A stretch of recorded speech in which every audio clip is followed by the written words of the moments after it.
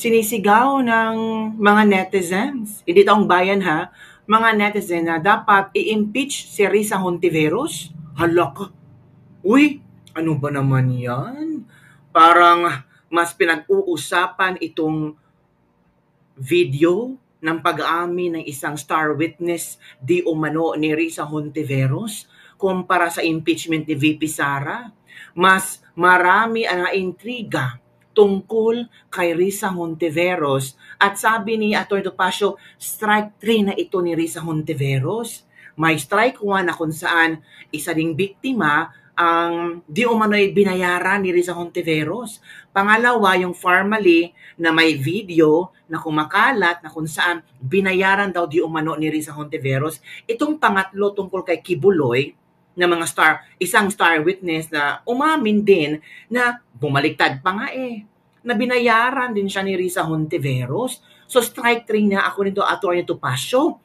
Paano yan? Ang mga tao parang binuksan ulit ang mga libro na tahimik na naibaon sa lupa tungkol sa kontrobersyal ni Risa Hontiveros. Naku, paano yan kabibig? Sigaw ng ilang netizen, impeach! O, tingnan mo may ebidensya tayo. Hala ka, mas mauna pa daw ma-impeach si Risa Hontiveros kumpara kay VP Sara. Ang tanong, ahayaan kaya ito ng Senado? Bakit tila walang reaction ang Senado ngayon aside from Senator Bato de la Rosa? Kasi yung video napanood ni Senator Bato de la Rosa, pero nag-comment siya doon na totoo ba ito kasi yung pangalan niya at Senator Bongo ay nadali. It means nagamit or sinabi ng ni alias Rene. So parang na-curious din si Senator Bato de la Rosa. Ang tanong, magkakaroon kaya ng Senate hearing? Kasi itong si alias Rene pwedeng kasuhan ng ng Senado kasi nag-take oath ito noong kasagsagan ng Senate hearing tungkol kay Pastor Apollo Kibuloy. Kung siya ba talaga si alias Rene. Di ba nag-take oath ito at nanumpa sa harapan ng Senado ng mga senador na magsasabi ng katotohanan. Pero ngayon bumaliktad. Anak ko, ano nga ba ang katotohanan mga kabibig? Bakit ito may sinabi itong si Rob Rances. Ang sabi ni Rob Rances, if proven true, Risa must resign. Not just for the lie, but for betraying the moral high ground she claimed to own. Because if moral authority is your brand, the moral failure should cost you the office. So, kailangan mag-resign si Risa Hontiveros. Hala ka mga kabibig. Ano ang iyong opinion dito? Pwede kaya siyang mag-resign kabibig? What do you think? So, ano ang iyong suggestion dito mga kabibig? Posible kayang ma-impeach ang isang senador? Risa doesn't need propaganda to ruin her 2028 run. The shadows of her past political maneuverings might be enough to sink her credibility.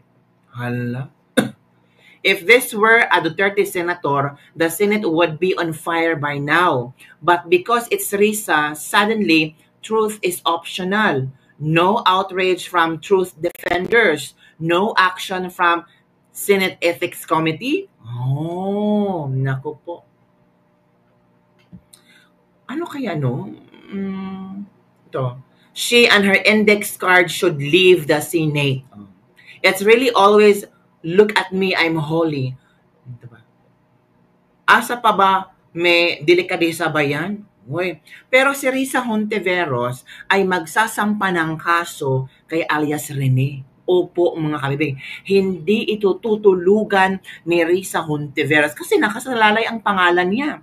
Nakasalalay ang kanyang kredibilidad.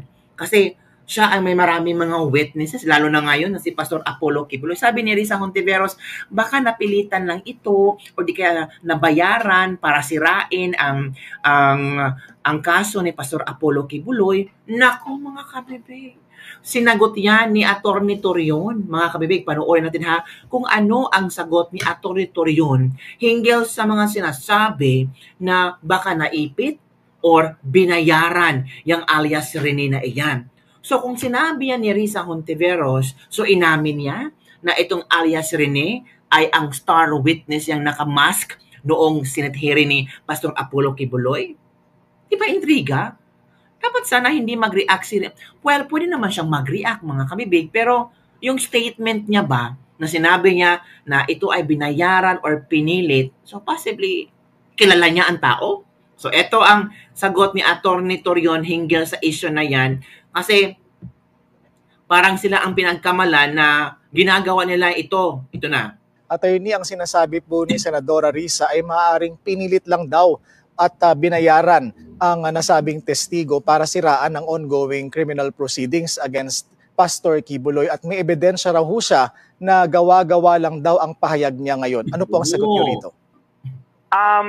Gaya ng nasabi ko, wala po kaming kinalaman nitong paglabas nitong witness na ito po. No? So, paano naman pilit yung tao na nasa kulungan po, 75 years old na yun, at nakakulong na po, medyo matagal-tagal na. And they have all the powers ngayon.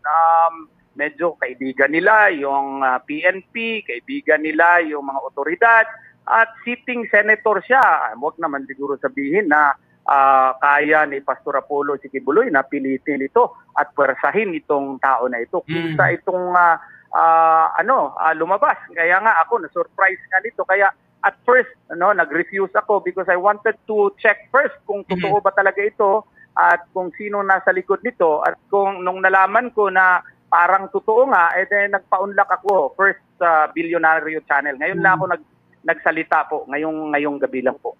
Attorney, ang sinasabi po ni Senadora Risa ay maaaring pinilit lang daw at binayaran ang nasabing testigo para siraan ang ongoing criminal proceedings against Pastor Kibuloy at may ebidensya raw ho siya na gawa-gawa lang daw ang pahayag niya ngayon. Ano po ang sagot niyo rito? Gaya ng nasabi ko, wala po kaming kinalaman nitong paglabas nitong witness na ito po. No? So, paano naman pilit yung tao na nasa kulungan po, 75 years old na yun, at nakakulong na po, medyo matagal-tagal na. And they have all the powers ngayon.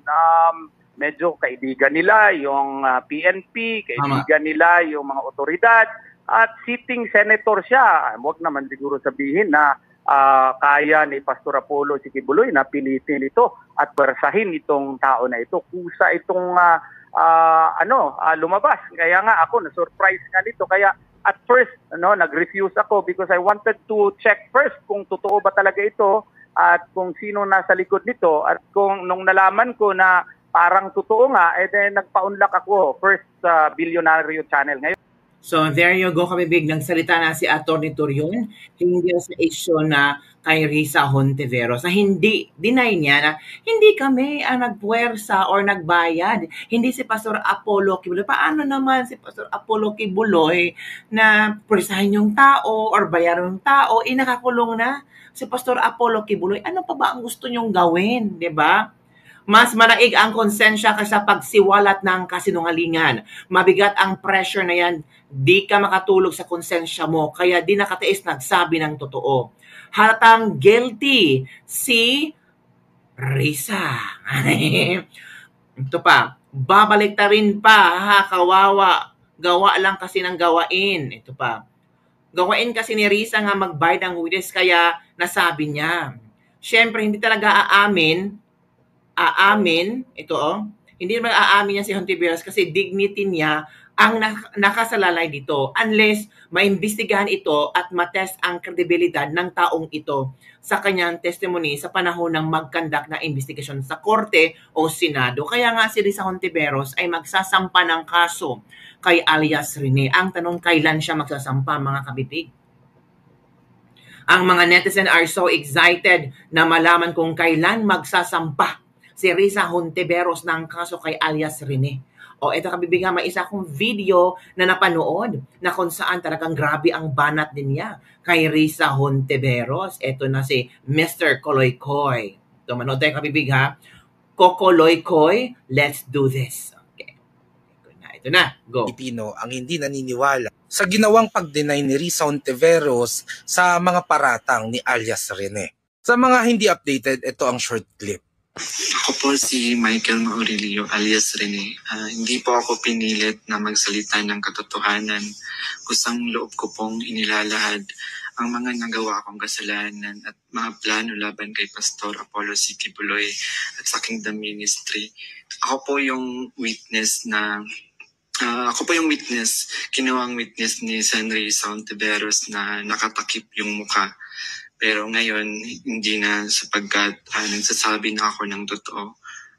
Binayaran po ako ni Sen. Risa Hontiveros para mag-testify laban kay PRRD, BP Sara at kay Pastor Apollo C. Kibuloy. Lahat ng sinabi ko at kasama ko doon na nag-witness sa Senado ay ginawa lamang ni Sen. Risa upang papagsakin si Pastor at ang buong kingdom at kunin ang kanilang mga ari-ari. So ayun nga, ang aligasyon ay si alias Rene ay binayaran ni Risa Hontiveros para magsinungaling at gumawa ng kwento para idiin si Pastor Apollo Kibuloy, si VP Inday at si PRRD. Ito ay mga aligasyon na consistent sa iba pang mga issue. Naalala nyo ba si Bicoy ng ang totoong narcolist expose daw laban kila PRRD? Ayon sa kanya, ang totoong narcolist daw ay videos na pakana ng oposisyon. Todo deny si Risa Hontiveros sa claim ni Bicoy na ginamit nila bilang testigo. Pero nanindigan si Bicoy at sinasabi niya na gawa-gawa lamang ito ng oposisyon. Si Matubato, for sure naalala niyo siya na ginamit din nila Risa Hontiveros para idiin si PRRD tungkol dyan sa DDS na yan. Ginamit din siya ng administrasyon na to at ngayon ay nagtatago na sa ibang bansa. Diyos ko, for sure hindi nyo to makakalimutan. Siya yung killer na wala siyang napatay. Ang problema, ayon sa DFA, wala daw passport na nakaregister sa kanila na under sa pangalan ni Matubato. So siya daw ay gumagamit ng fake ID and travel documents. Oh my God. So paano siya nakalabas ng bansa? True. Sino ang nagbigay sa kanya ng peke mga dokumento para magawa ito? Sa issue ng Farmally, si Risa Hontiveros ay nireklamo din for alleged sedition and perjury. Kasi daw, binayaran niya. Ang dami palang mga hokus-pokus kay Risa Hontiveros, ha? Grabe. Detalyado to at talagang nabalita talaga to, mga kabibig, no? Let's continue. Si VJ Almira na naging testigo laban sa kumpanya at para idiin na naman ang mga Duterte. Not just that, even sa issue ng EJK, si Risa Hontiveros ay meron din ganitong issue. Uy, grabe. Kidnapping and wiretapping. Kidnapping? Ayon sa mga nagkaso kay Risa Hontiveros, tinago nito ang mga menor de edad na mga witness dapat tungkol dyan sa EJK at nilabas niya ang text message na dapat ay private. Guys, even sa pagpapa-impeach kay dating Chief Justice Renato Corona ay meron din siyang ganitong issue. Naglabas sila ng mga documents laban sa Chief Justice na ang source ay dinownload lang sa internet at hindi malinaw kung saan nanggaling. Documents attached to your complaint, sounds of CJ Corona, TCTs, condominium certificates of title, deeds of absolute sale, certificates authorizing registration, bank records with amounts of deposits. Where did you get these documents? Answer me as briefly as possible, please, because I'm under a time limit. The group of Risa Hontiveros Risa? downloaded it po. But you're one of the signatories of the Yes. complaint. Ang problema, nang iharap ang mga ebidensyang ito sa mismong korte, ay binasura ng korte ang naging kaso kay ex-Chief Justice Renato Corona. So, sa napakahabang panahon, Dami pala. mula sa panahon ni PRRD hanggang ngayon, bakit pare-pareho at consistent ata Risa Hontiveros ang mga issue tungkol sa'yo? True. It's either nagbabayad ka ng mga Witnesses o nagpo-produce ng mga fake na mga dokumento? Oh my goodness. Imposible naman ata na lahat ng mga yon sa iba't ibang kaso, sa iba't ibang issue ay magkakakilala. True. At lahat sila ay nag-uusap-usap para idiin ka sa parehong kwento nila. Kaya Senado, kailangan imbestigahan nyo to. Correct. Kasi kung may senador kayo na kasama dyan na pinagdududahan na gumagawa ng ganito, nakakabahala kaayo. Correct mga kabibig. Salamat Mr. Chair. Dahan kayong salamat Mr. Kukoy. Diba mga kabibig, nakakabahala. Tama si Mr. Kukoy. Kokolokoy. Tama si Mr. Let's pronounce Kokolokoy, let's do this. Tama, nakakabahala talaga na may kasama kayong senador. Kung totoo man na merong mga ganitong trabaho na ginagawa si Risa Hontiveros. So, nakakasira talaga ng kayang credibility. Di ba? Ito pa naman ang face of Pinklawan, sino pa ba? Pinklawan, yellow tae, si Risa Hontiveros. Kasi they're aiming for Risa to win sa 2028 election. Risa is not closing her doors for the possibilities na tatakbo siyang presidente. Pero ngayon, parang delikado na kasi biglang bumaho ang pangalan niya nang dahil kay alias Rene. So ano ang iyong komento hinggil nito mga kabibig? Don't forget to like, subscribe, and share this video. Sabi ng ilan, impeach Risa Hontiveros. Pero ang sagot ni Risa Hontiveros, kakasuhan namin si alias Rene.